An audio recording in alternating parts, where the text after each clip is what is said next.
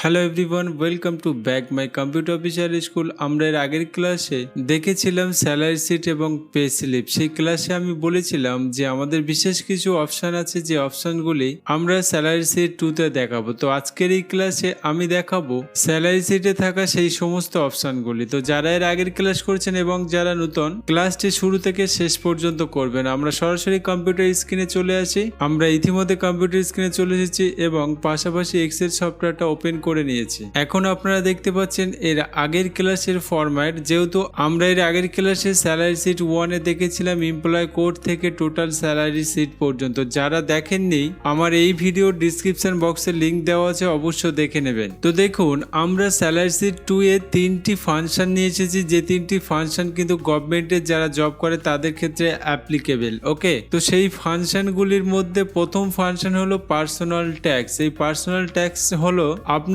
যে সমস্ত ফিস নিয়ে টোটাল টাকা হলো, সেই টাকার মধ্যে কিন্তু পার্সোনাল ট্যাক্স আপনার গভর্নমেন্টকে দিতে হবে বা গভর্নমেন্ট আপনার থেকে কাটবে। তো এই জন্য কিন্তু পার্সোনাল ট্যাক্সটা আমাদের ক্ষেত্রে ভেরি ইম্পর্টেন্ট। তারপরে এসে আমাদের প্রভিডেন্ট ফান্ড। এই প্রভিডেন্ট ফান্ড হলো একজন চাকরি করা ব্যক্তি তার জীবনে বড় একটা মূল্যবান ফান্ড। এই ফান্ডের মাধ্যমে সেই ব্যক্তির চাকরি যখন রিটায়ারমেন্ট হয়ে যায়, ঠিক তারপরে এই সমস্ত টাকাগুলো কিন্তু সে চাইলে ওয়ান টাইম নিতে পারে এবং মাসে মাসে পেনশন নিতে পারে। ওকে, তো আপনারা ইতিমধ্যে বুঝতে পেরে গেছেন একটা চাকরিজীবী ব্যক্তির জীবনে এটাই হলো বড় ফান্ড। ওকে, তো পাশাপাশি আমরা দেখতে পাচ্ছি এটা হলো নেট স্যালারি। তাহলে সবগুলো কেটে কুটে বাদ দিয়ে নেট স্যালারি মানে তার পকেটে কত আসছে। ওকে, তো আসুন সরাসরি আমরা এই তিনটের মধ্যে পার্সোনাল ট্যাক্সটা প্রথমেই কাটবো। আর এই পার্সোনাল ট্যাক্স বলুন আর অন্যান্য যা পার্সেন্টেজ আছে, এটা কিন্তু গভর্নমেন্ট ফিক্সড করে রেখেছে। আপনারা অনলাইনে বা যে কোনো মাধ্যমে সার্চ করে দেখবেন, প্রতিটা পার্সেন্টেজ কিন্তু আপনি পেয়ে যাবেন। ওকে, তো আমি বোঝানোর ক্ষেত্রে একটা পার্সেন্টেজ এখানে ধরে নেব। যেমন পার্সোনাল ট্যাক্স আমরা 11% এখানে গভর্নমেন্ট কাটবে, সেক্ষেত্রে আমরা 11% কিভাবে এখানে কাটতে হবে দেখুন। সরাসরি আমরা কিন্তু পার্সোনাল ট্যাক্সের ঘরে এখানে সিলেক্ট রাখবো। সিলেক্ট রাখার পরে আমরা কিবোর্ড থেকে সরাসরি ইকুয়াল বা সমান সমান চিহ্ন দিয়ে আমরা সরাসরি টোটাল স্যালারিটাকে সিলেক্ট করবো। এই টোটাল স্যালারিটা সিলেক্ট করার পরে আমরা কিবোর্ড থেকে আবারও কিন্তু ইনটু চিহ্ন দেবো। ইনটু চিহ্ন দেওয়ার পরে আমরা সরাসরি এখানে টাইপ করে দেবো 11%। এখানে সাইন দিয়ে দিলাম অ্যান্ড সরাসরি এন্টার করতে পারেন, অথবা পরের সেলে আপনি চলে যেতে পারেন। তো পরের সেলে যাওয়ার পরে আপনারা দেখতে পাচ্ছেন সরাসরি আমাদের পার্সোনাল ট্যাক্স কিন্তু গভর্নমেন্ট এত টাকা কেটে নেবে। ওকে, এবারে আসছে আপনার প্রভিডেন্ট ফান্ড। এই প্রভিডেন্ট ফান্ডটা আপনার 10% কিন্তু আপনার মাইনে থেকে সঞ্চয় করে রাখবে। সেটা কিন্তু চাকরির পরে আপনি এককালীন পেতে পারেন অথবা মাসে মাসে পেনশন পেতে পারেন। তো এটা আমরা কোথা থেকে কাটবো দেখুন, আমরা সরাসরি কিন্তু এখানে ইকুয়াল বা সমান সমান চিহ্ন দিয়ে দেবো। দিয়ে দেওয়ার পরে আমরা সরাসরি বেসিক মাইনেটা কিন্তু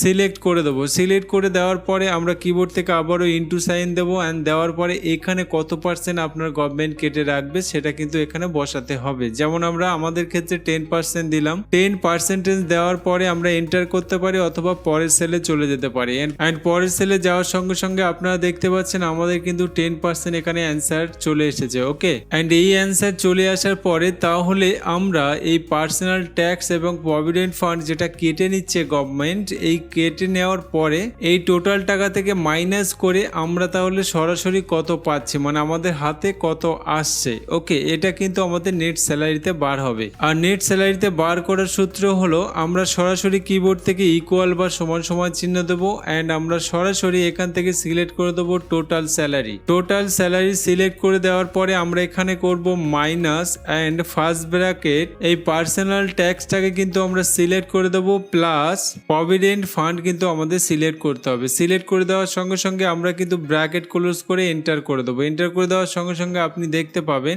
এই যে দুটো আমাদের পার্সোনাল ট্যাক্স এবং প্রভিডেন্ট ফান্ড কাটার পরে কিন্তু আমাদের নেট স্যালারি কিন্তু 15,855 টাকা পকেটে আসছে। ওকে, তো এই দুটি অপশন কিন্তু আমাদের ভেরি ইম্পর্টেন্ট ছিল, এই জন্য স্যালারি শিট 2-এ কিন্তু আমি দেখিয়ে দিয়েছি। বাকি জনদের এখানে স্যালারি শিট কিভাবে বার করবে সেটা কিন্তু ইজি প্রসেস। দেখুন, আমরা সরাসরি এই যে এমপ্লয় কোড আছে, আমরা এখানে একটা এমপ্লয় কোড দিয়ে দেবো। যেমন আমি EMP0013 করে দিলাম অ্যান্ড দেওয়ার পরে আপনারা দেখতে পাচ্ছেন এখানে আমাদের নেম টাইপ করতে হবে।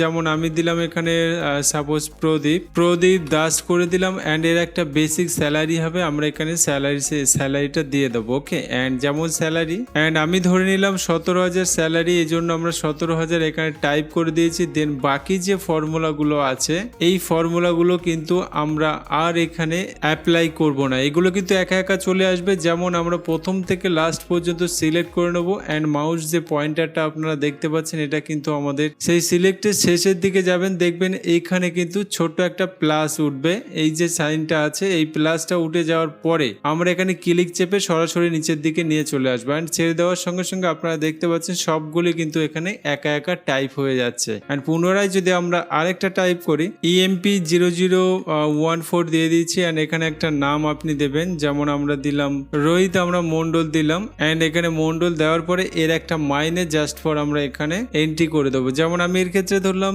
25,000, এই জন্য আমরা 25,000 এখানে এন্ট্রি করে দিলাম। দেওয়ার সঙ্গে সঙ্গে আপনি যখনই বাইরে চলে আসবেন দেখবেন সব কটা অ্যান্সার কিন্তু একা একা চলে আসবে। তো আমরা এখানে ক্লিক করলাম অ্যান্ড দেখতে পাচ্ছেন যে ওর যেমন মাইনে আছে ঠিক তেমনই কিন্তু এখানে সবকিছু কেটে বাদ দিয়ে তার বিলটির মধ্যে সবকিছু দেখা যাচ্ছে। তো আমি আশা করব ক্লাসটি খুবই সুন্দরভাবে বুঝেছেন, খুবই সুন্দরভাবে প্র্যাকটিস করে নেবেন এবং আপনার মূল্যবান সময় দিয়ে শেখার জন্য ধন্যবাদ। ভালো থাকবেন, সুস্থ থাকবেন, যা লেখা লিখবেন কমেন্ট বক্সে, আমি আপনাদের সঙ্গে দেখা করব নতুন আরও একটি ক্লাসে।